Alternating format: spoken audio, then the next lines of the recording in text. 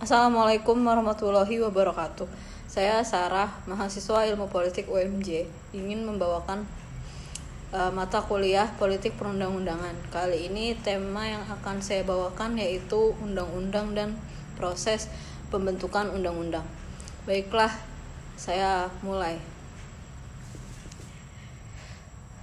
Hukum termasuk dalam serangkaian peraturan dan standar dalam suatu masyarakat tertentu.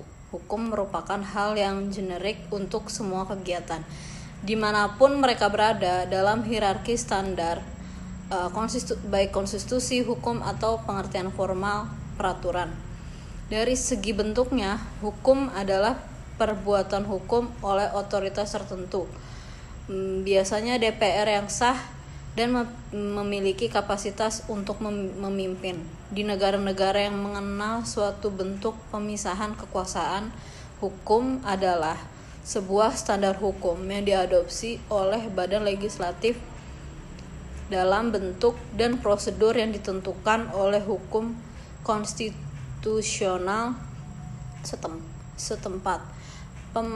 Penerapannya kemudian dapat ditentukan oleh teks yang dikeluarkan oleh eksekutif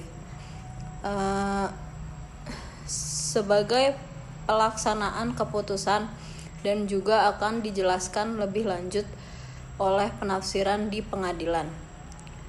Aturan hukum adalah alat yang tersedia bagi para pengacara yang memungkinkan untuk bekerja sesuai dengan cita-cita keadilan. Setiap kebebasan atau hak pasti menyatakan harus dilaksanakan sepenuhnya kewajiban toleransi dan hormat atau tanggung jawab. Undang-undang dalam bahasa Inggris disebut legislation, dari bahasa Latin ex legis yang artinya hukum, berarti sumber hukum. Semua dokumen yang dikeluarkan oleh otoritas yang lebih tinggi yang dibuat dengan mengikuti prosedur tertulis. Konsep hukum yang didefinisikan oleh sebuah laporan dari kontrak dan perjanjian yang hasil dari negosiasi antara sama dalam hal hukum ya. Kedua, dalam hubungan dengan sumber-sumber hukum lainnya, tradisi maupun kebiasaan. Kasus hukum, undang-undang dasar, konstitusi, piagam, dan sebagainya, dan peraturan-peraturan dan tindakan tertulis lainnya dari eksekutif. Sementara undang-undang adalah karya legislatif, sering diwujudkan dalam parlemen yang mewakili rakyat. Kekuasaan legislatif biasanya dilaksanakan dengan kepala negara hanya dalam rezim otoriter tertentu, kediktatoran atau kekuasaan mutlak oleh parlemen dengan rakyat sendiri melalui referendum. Definisi undang-undang menurut pasal 1 angkat 3 Undang-Undang nomor 12 tahun 2011 tentang pembentukan undang-undang,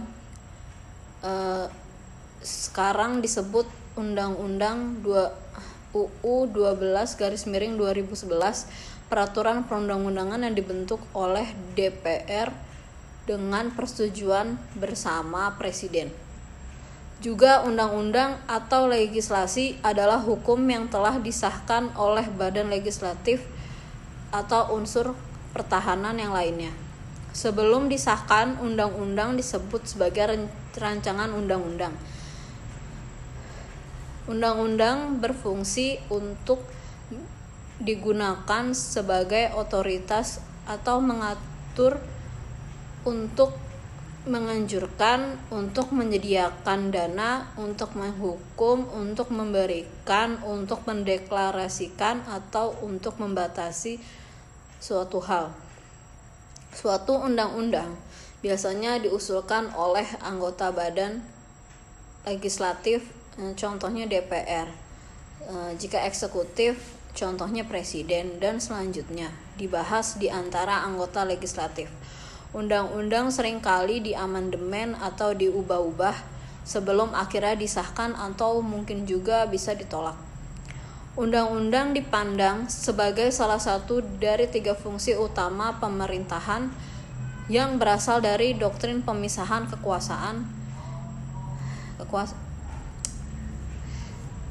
Kelompok yang memiliki kekuatan formal untuk membuat legislasi disebut sebagai legislator, pembuat undang-undang. Sedangkan badan yudikatif pemerintah memiliki kekuasaan formal untuk menafsirkan legislasi, dan badan eksekutif pemerintah hanya dapat bertindak dalam batas-batas kekuasaan yang telah ditetapkan oleh peraturan hukum perundang-undangan.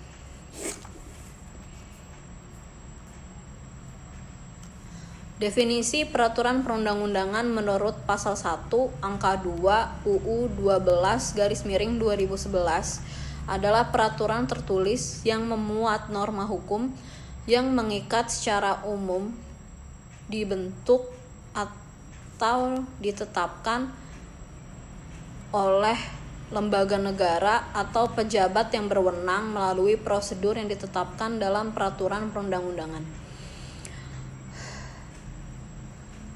Undang-undang memiliki kedudukan sebagai aturan main bagi rakyat untuk konsolidasi posisi politik dan hukum, untuk mengatur kehidupan bersama dalam rangka mewujudkan tujuan negara. Undang-undang dapat pula dikatakan sebagai kumpulan-kumpulan prinsip yang mengatur kekuasaan pemerintah, hak rakyat, dan hubungan di antara rakyat dan pemerintahnya. Materi undang-undang mengatur lebih lanjut ketentuan Undang-Undang Dasar 1945 yang meliputi hak asasi manusia, hak dan kewajiban warga negara, pelaksanaan dan penegakan kedaulatan negara, dan serta pembagian kekuasaan negara, wilayah dan pembagian daerah, lalu kewarganegaraan dan kependudukan serta keuangan negara. Diperintahkan oleh suatu undang-undang untuk diatur dengan undang-undang. Tahapan pembentukan undang-undang berdasarkan pasal 20 ayat 1 Undang-Undang Dasar Negara RI tahun 1945, kekuasaan untuk membentuk undang-undang ada pada Dewan Perwakilan Rakyat. Selanjutnya, di dalam pasal 20 ayat 2 Undang-Undang Dasar Negara RI tahun 1945 diatur bahwa setiap rancangan undang-undang RUU dibahas oleh DPR dan Presiden untuk mendapatkan persetujuan bersama. Proses pembentukan UU diatur dalam Undang-Undang Nomor 12 Tahun 2011 tentang pembentukan peraturan Undang-Undang UU 12/2011 bagaimana yang telah diubah dengan Undang-Undang Nomor 15 Tahun 2019 tentang perubahan atas Undang-Undang menjadi UU 15/2019. Selain itu, proses pembentukan UU juga diatur dalam Undang-Undang Nomor 17 Tahun 2014 tentang Majelis Permusyawaratan Rakyat (MPR), Dewan Perwakilan Rakyat, Dewan Perwakilan Daerah, Dewan Perwakilan Rakyat Daerah UU MD3 dan perubahannya.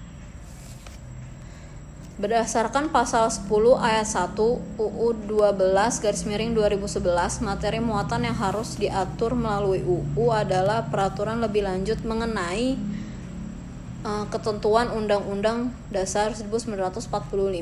Kedua, perintah suatu UU untuk diatur dengan UU lainnya. Ketiga, pengesahan perjanjian internasional tertentu. Keempat, tindak lanjut atas putusan Mahkamah Konstitusi dan atau pemenuhan kebutuhan hukum dalam masyarakat. Pembentukan peraturan perundang-undangan melalui tahapan yang panjang. Untuk membentuk peraturan perundang-undangan, pertama-tama harus melakukan perencanaan atas dasar hukum yang lebih tinggi serta aspirasi dan kebutuhan hukum dalam masyarakat. Perencanaan penyusunan peraturan perundang-undangan dilakukan dalam program legislasi nasional atau disingkat Prolegnas. Rancangan peraturan perundang-undangan yang diusulkan eksekutif dan legislatif dibahas bersama-sama di dalam rapat komisi, rapat badan legislasi, rapat badan anggaran, rapat panitia khusus, dan paripurna. Setelah rancangan undang-undang atau RUU disetujui oleh legislatif, rancangan undang-undang tersebut diberikan kepada legislatif untuk disahkan menjadi undang-undang. Secara garis besar, berikut adalah tahapan yang harus dipenuhi dalam pembentukan undang-undang. Pertama, perencanaan peraturan perundang-undangan. Yang kedua, pembahasan dan pengesahan rancangan undang-undang. Yang selanjutnya, pengundangan atau proses pengarsipan. Selanjutnya, penyebar luasan. Berdasarkan tahapan singkat tadi yang telah saya sebutkan, sekarang saya akan memaparkan secara lebih detail proses pembentukan undang-undang. Pertama, perundang-undangan penyusunan UU dilakukan dalam proses legislasi nasional Prolegnas yang disusun oleh DPR dan pemerintah untuk jangka menengah dan tahunan berdasarkan skala prioritas pembentukan RUU. Terdapat dalam pasal 16 UU 12/2011, pasal 20 ayat 1 dan 2 UU 15/2019. Yang kedua, RUU dapat berasal dari DPR, Presiden, atau DPD. Lihat pasal 163 ayat 1 UU MD 3. Yang ketiga, setiap RUU yang diajukan harus dilengkapi dengan naskah akademik kecuali untuk RUU anggaran, pendapatan, dan belanja negara. RUU dari DPR diajukan oleh anggota DPR, komisi, gabungan komisi, atau badan legislasi. Yang kelima, RUU yang diajukan oleh Presiden diajukan dengan surat Presiden kepada pimpinan DPR dan usulannya berkaitan dengan otonomi daerah, berhubungan pusat dan daerah, pembentukan dan pemekaran, serta sumber daya alam dan sumber daya ekonomi lainnya, serta yang berkaitan dengan pengembangan keuangan pusat dan daerah. Ada dalam pasal 165 UU MD 3. Yang keenam, materi muatan RUU yang diajukan oleh DPD serupa dengan yang terdapat diajukan oleh Presiden yang telah diterangkan di atas tadi. RUU tersebut beserta naskah akademiknya diajukan secara tertulis oleh pimpinan DPD kepada pimpinan DPR. Terdapat dalam pasal 166 ayat 1 dan 2 UU MD 3. Selanjutnya, RUU ditindaklanjuti dengan tingkat pembicaraan. Terdapat pada pasal 168 UU MD 3. Yang kedelapan, pembicaraan tingkat 1 dilakukan dalam rapat komisi, rapat gabungan komisi, rapat badan legislasi, rapat badan anggaran, atau rapat panitia khusus. Terdapat dalam pasal 169 huruf A UU MD 3. Yang kesembilan, kegiatan dalam pembicaraan tingkat 1 meliputi pengantar musyawarah, pembahasan dasar, inventarisasi masalah, dan penyampaian pendapat mini. Terdapat dalam pasal 170 ayat 1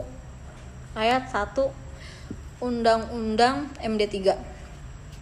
Yang ke-10, pembicaraan tingkat 2 dilakukan dalam rapat paripurna DPR yang isinya terdapat pada pasal 170 ayat 1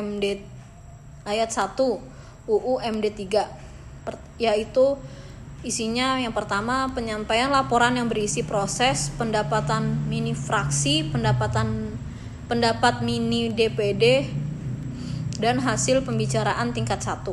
Yang kedua, pernyataan persetujuan atau penolakan dari tiap-tiap fraksi dan anggota DPR secara lisan yang diminta oleh pimpinan rapat paripurna. Dan yang terakhir, pendapat akhir presiden yang disampaikan oleh menteri yang ditugaskan. Yang ke-11, bila tidak tercapai kesepakatan melalui musyawarah mufakat, keputusan diambil dengan suara terbanyak. Ini terdapat dalam pasal 171 ayat 2 MD 3. Yang ke-12, RUU yang telah mendapat persetujuan bersama DPR dengan presiden diserahkan kepada presiden untuk disahkan menjadi UU dengan dibubuhkan tanda tangan presiden, ditambahkan kalimat pengesahan serta diundangkan dalam lembaran negara Republik Indonesia. Terdapat pada pasal 72 ayat 1 dan pasal 73 ayat 1, 3 dan 4 Undang-Undang atau UU 12/2011. Yang terakhir, apabila pembahasan RUU telah memasuki pembahasan daftar inventarisasi masalah pada periode masa keanggotaan DPR pada waktu itu, hasil pembahasan RUU tersebut disampaikan kepada DPR periode berikutnya dan berdasarkan kesepakatan DPR, Presiden, dan DPD, RUU tersebut dapat dimasukkan ke dalam daftar prolegnas jangka menengah atau prolegnas prioritas tahunan. Hal ini terdapat pada pasal 71A UU 15/2019. Terima kasih. Wassalamualaikum warahmatullahi wabarakatuh.